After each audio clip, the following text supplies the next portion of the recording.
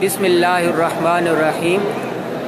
ये मस्जिद हराम में ये गेट नंबर 74 के पास जब आएंगे आप तो ये यहाँ का दारुल इफ्ता है। मस्जिद के कई गेटों पर इस तरह के दारुल इफ्ता कायम है। किसी को कोई मसला है, कोई मसला समझना चाहता है और फौरी तौर पर मसले का हल चाहता है तो यहाँ पर आ जाए। ये देखें, इहराम का पूरा तरीका बताया जा रहा है, नमाज़ पढ़ने का पूरा तरीका बताया जा रहा है। मसला को पेश आ गया, फौरी तौर पर उसके हल के लिए आप यहाँ पर आ जाएं। और ये मर्दों का भी है अलग काउंटर और ख़वातीन का अलग काउंटर है। ये देखिए, अभी हज के दिन है तो ये उम्रे का तरीका बताया जा रहा है। ये इसको ये समझे जैसे पाकिस्तान में हर मदरसे में दारुल वो होता है, दारुल इफ्ता कायम होता है। ये यहाँ का दारुल इफ्ता है।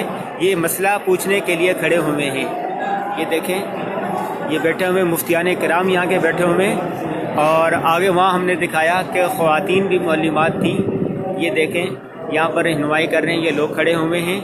और रहनुमाई पर मुश्तमिल मुख्तलिफ़ किताबचे भी दिए जाते हैं। ये देखें आप, गोया मस्जिद हराम के कई गेटों के साथ इन्होंने दारुल इफ्ता कायम किए हुए हैं, जो हुज्जाज किराम की, मोतामिरीन की, ज़ायरीन की मालूमात फराहम करते हैं, उनका मसला बताते हैं और इसी तरह सही तरीका भी बताते हैं उम्रा किस तरह आपने करना है।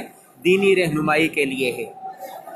ये देखें, सुबहानल्लाहि व बिहम्दिही, सुबहानल्लाहिल अज़ीम व बिहम्दिही, अस्तग़फिरुल्लाह। इसलिए हुज्जाज किराम को चाहिए, मोतमिरीन को चाहिए, यहाँ पर आने वाले को चाहिए कि वो गलत ना करें, पूछ कर सीख कर करें। अगर कहीं पर गलती हो जाए तो फौरी तौर पर उलमा किराम से रब्ता करें, मुफ्तियान किराम से रब्ता करें, मसला समझें और फिर उसके मुताबिक अमल करें।